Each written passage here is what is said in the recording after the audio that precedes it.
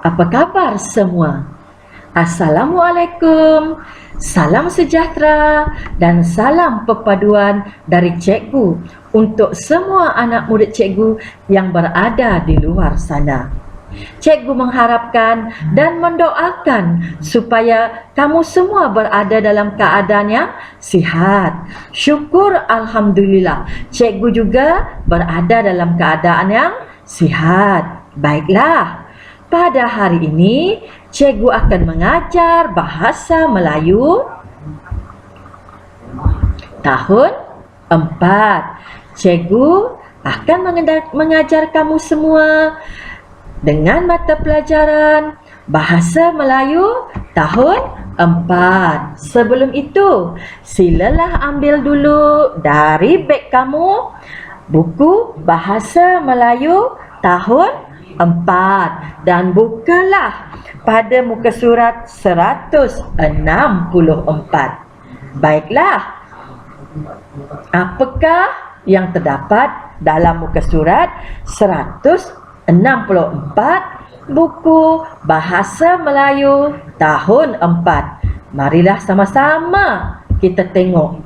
Baiklah, seperti yang cikgu paparkan di hadapan kamu dan melalui buku teks yang berada di hadapan kamu, hari ini cikgu akan mengajar kamu semua dengan tata bahasa.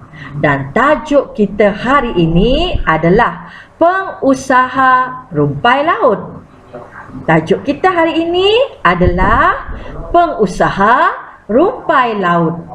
Baiklah, sebelum kita membaca sama-sama petikan ringkas dalam muka surat 164 ini, ada baiknya cikgu memberitahu kamu semua bahawa aktiviti kita pada hari ini adalah menyenaraikan kata majmuk dan membina ayat.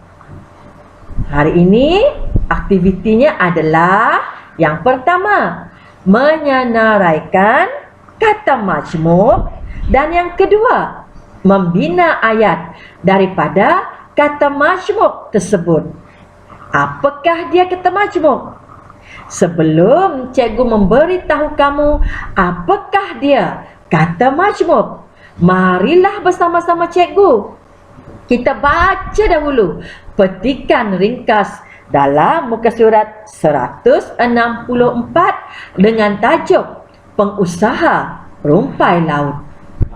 Zara sedang membaca kisah usahawan yang berjaya di Sabah.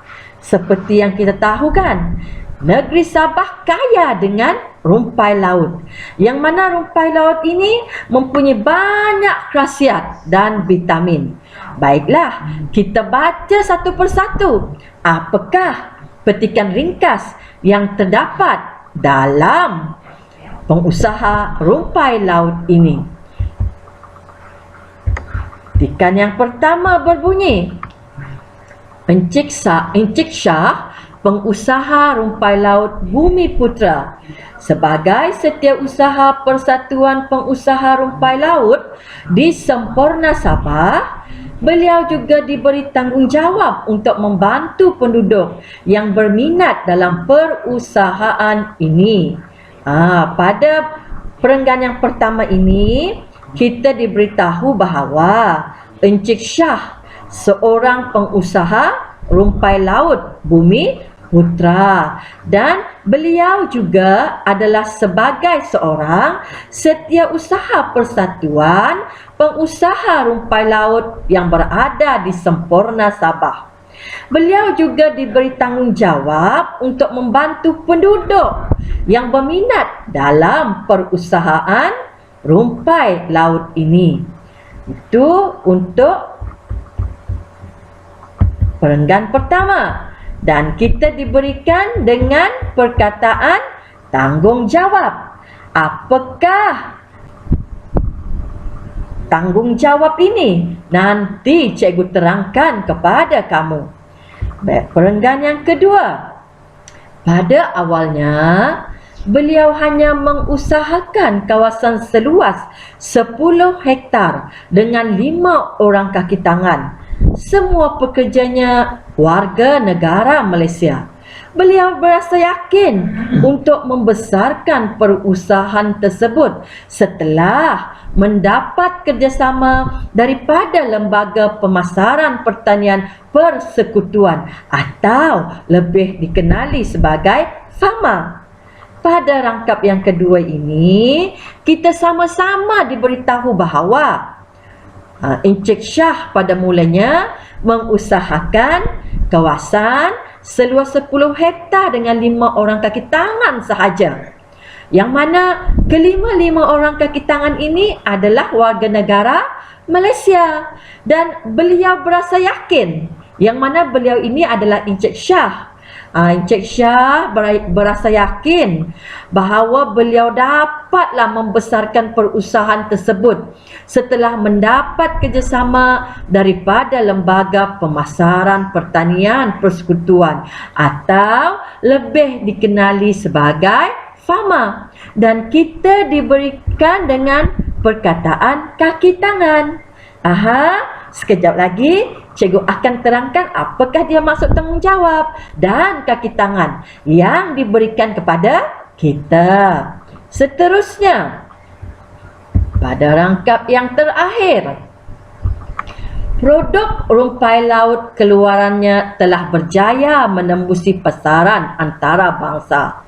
Beliau telah menandatangani perjanjian untuk membekalkan rumpai laut ke negara matahari terbit, iaitu Jepun.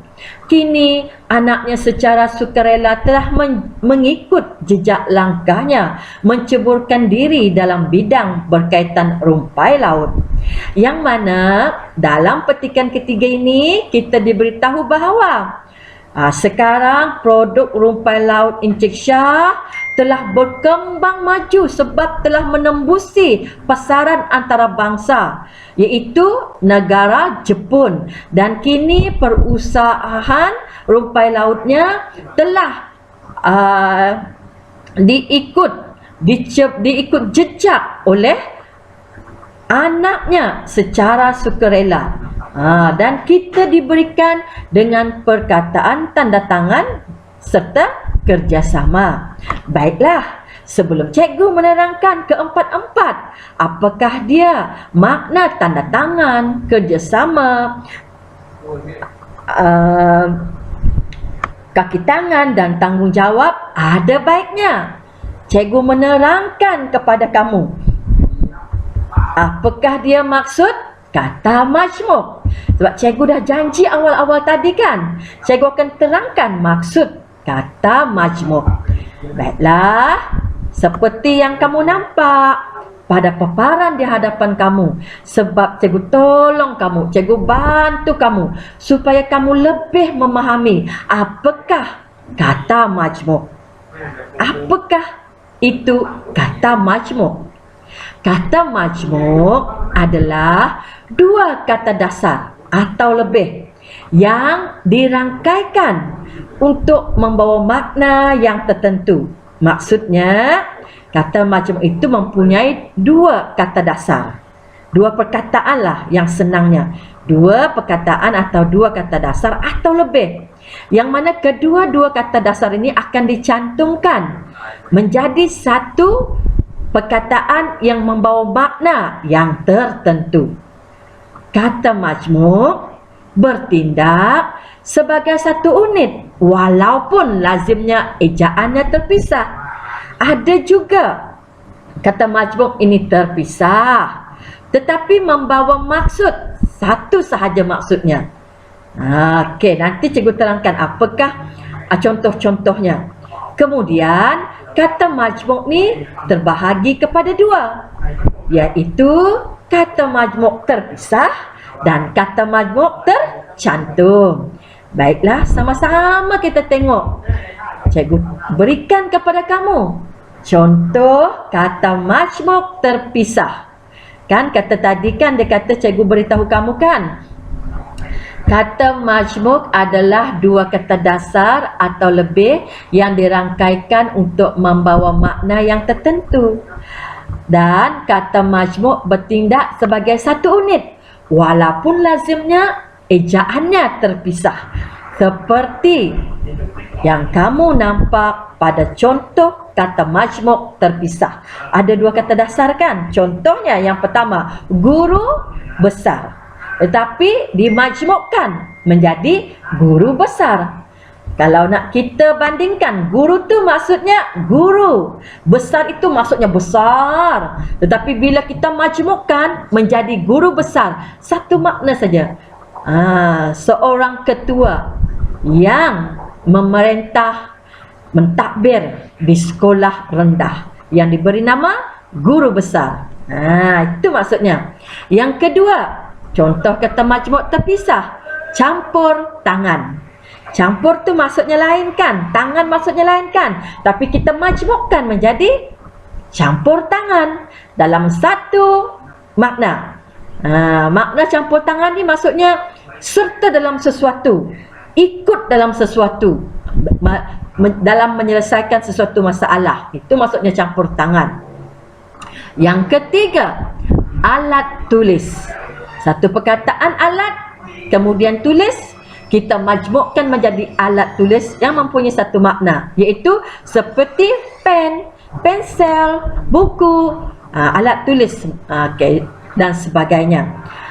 Dan seterusnya, contoh keempat, contoh kata majmuk terpisah, pejabat pos. Dan dimajmukkan pejabat dan pos dimajmukkan menjadi pejabat pos, iaitu tempat kita mengirim sesuatu kepada kawan, keluarga. Itulah maksudnya kata majmuk terpisah. Yang kedua, kita ada kata majmuk tercantum, kata cikgu tadi kan. Contohnya tanda tangan, yang mana tanda dan tangan itu dicantum menjadi satu makna, satu perkataan. Yang kedua, jawatan kuasa. Yang ketiga, tanggungjawab. Yang keempat, matahari. Dan yang kelima, antara bangsa. Walaupun pada dasarnya jika kita tengok betul-betul, contohnya jawatan nombor 2, jawatan tu lain maksudnya kan, pangkat kan, kuasa tu lain kan. Tapi bila kita majmuk tercantum jawatan kuasa. Macam tanggung, tanggung tu lain, jawab tu lain. Kita majmukkan dengan tercantum tanggungjawab. Kalau contoh yang keempat, matahari. Mata tu mata untuk kita melihat, hari tu hari, hari yang kita lalui setiap hari. Tapi kita majmukkan dengan tercantum menjadi matahari yang memberikan kita tenaga setiap hari. Ciptaan Allah Ta'ala. Okey. Berdasarkan contoh-contoh dari kata majmuk tercantum dan kata majmuk terpisah, maka cikgu mengharapkan kita sama-sama dapat mencari perkataan kata majmuk yang terdapat dalam petikan yang kita baca sebentar tadi. Kita baca lagi semula bersama-sama. Yang pertama, Encik Syah, pengusaha rumpai laut Bumiputra. Sebagai setiausaha Persatuan Pengusaha Rumpai Laut di Sempurna Sabah, beliau juga diberi tanggungjawab untuk membantu penduduk yang berminat dalam perusahaan ini. Ada nampak tak kata majmuk di dalam petikan yang pertama ini? Okey. Cikgu tolong kamu. Yang pertama, Bumiputra. Bumiputra adalah kata majmuk. Yang kedua, setiausaha. Okey, seterusnya tanggungjawab. Okey, itu adalah 3 kata majmuk yang terdapat dalam petikan pertama. Yang pertama, Bumiputra. Yang kedua, setiausaha. Yang ketiga, tanggungjawab. Ada 3 kata majmuk yang terdapat pada petikan yang pertama. Pada petikan yang kedua, kita baca bersama-sama dahulu. Pada awalnya, beliau hanya mengusahakan kawasan seluas 10 hektar dengan 5 orang kaki tangan. Semua pekerjanya warga negara Malaysia. Beliau berasa yakin untuk membesarkan perusahaan tersebut setelah mendapat kerjasama daripada Lembaga Pemasaran Pertanian Persekutuan atau lebih dikenali sebagai FAMA. Marilah kita sama-sama mencari di manakah terletaknya kata majmuk pada rangkap yang kedua. Pada awalnya, beliau hanya mengusahakan kawasan seluas 10 hektar dengan 5 orang kaki tangan. Kaki tangan adalah kata majmuk yang pertama pada petikan yang kedua. Seterusnya, semua pekerjanya warga negara Malaysia. Maka warga negara adalah kata majmuk kedua dalam petikan yang kedua ini. Beliau berasa yakin untuk membesarkan perusahaan tersebut setelah mendapat kerjasama. Maka kerjasama adalah kata majmuk yang ketiga dalam petikan yang kedua. Maka pada petikan yang pertama ada 3 kata majmuk, ditambah lagi dengan 3 kata majmuk. Pada petikan yang kedua, sekarang kita ada 6 kata majmuk. Seterusnya, kita tengok petikan yang ketiga.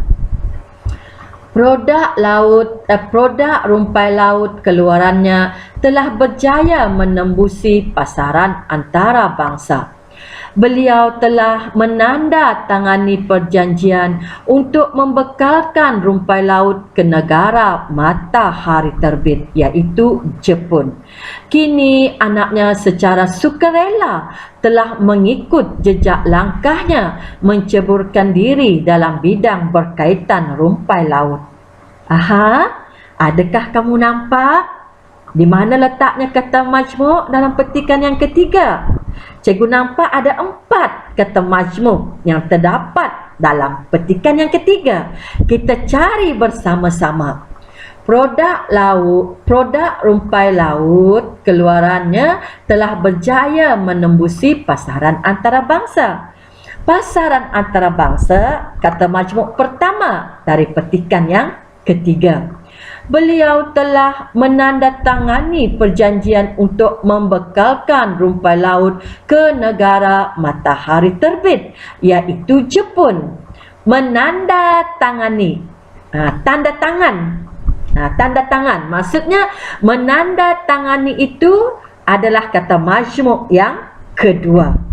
Seterusnya, matahari adalah kata majmuk yang ketiga dalam petikan ketiga ini. Kini anaknya secara sukarela telah mengikut jejak langkahnya menceburkan diri dalam bidang berkaitan rumpai laut. Sukarela adalah kata majmuk yang keempat yang terdapat dalam petikan yang ketiga. Makanya 3 kata majmuk dalam petikan pertama, 2 kata majmuk dalam petikan kedua, dan 4 kata majmuk dalam petikan yang ketiga. Maka ada 9 kata majmuk yang kita perolehi daripada petikan yang bertajuk Pengusaha Rumpai Laut. Baiklah, seterusnya setelah kita menyenaraikan 9 kata majmuk bersama-sama kita tadi, maka yang kedua, aktiviti kita yang kedua, membina ayat berdasarkan kata majmuk tersebut. Baiklah, cikgu menyenangkan dan memudahkan kamu Okey, ini adalah kata majmuk yang terdapat dalam petikan. Apakah yang cikgu tertinggal tadi dekat sana? Ya, setiausaha. Okey, tak apa. Ada 10 kata majmuk yang terdapat dalam petikan. Maafkan cikgu kata tadi 9. Tetapi sebenarnya cikgu yang salah mengira 3 pada petikan yang pertama, kemudian 3 lagi pada petikan yang kedua, dan 4 pada petikan yang ketiga. Makanya ada 10, bukannya 9. Maafkan cikgu. Ada 10 kata majmuk yang terdapat dalam petikan pengusaha rumpai laut. Nanti di buku latihan kamu ikutlah seperti kata cikgu ini. Kata majmuk yang terdapat dalam petikan adalah kata majmuk mantap, iaitu yang pertama Bumiputra, setiausaha, tanggungjawab, kaki tangan, warga negara, kerjasama, antara bangsa, menandatangani, matahari, dan sukarela. Maka ada terdapat 10 kata majmuk yang terdapat dalam petikan yang bertajuk pengusaha rumpai laut. Okey, kamu tulislah, senaraikanlah ke 10 kata majmuk itu ke dalam buku latihan kamu. Baiklah, aktiviti yang kedua pula, berdasarkan senarai yang telah pun sama-sama kita buat tentang kata majmuk yang terdapat dalam 3 petikan di muka surat 164 tadi, maka aktiviti yang kedua kita membina ayat. Maksudnya satu kata majmuk, binalah satu ayat. Maka kamu kena membina 10 ayat berdasarkan 10 kata majmuk. Jangan bersusah hati, sebab cikgu memberikan 2 contoh kata majmuk sebagai panduan kamu ketika kamu berfikir-fikir untuk membina ayat menggunakan kata majmuk yang telah pun kita senaraikan tadi. Contoh ayat yang pertama dari perkataan kata majmuk Bumiputra. Yang pertama, bangunan yang tersergam indah di kota London itu kepunyaan seorang rakyat Bumiputra Malaysia. Kan? Bumiputra, kata majmuk pertama. Kita buatkan ayat yang pertama, Bumiputra. Kita baca lagi semula.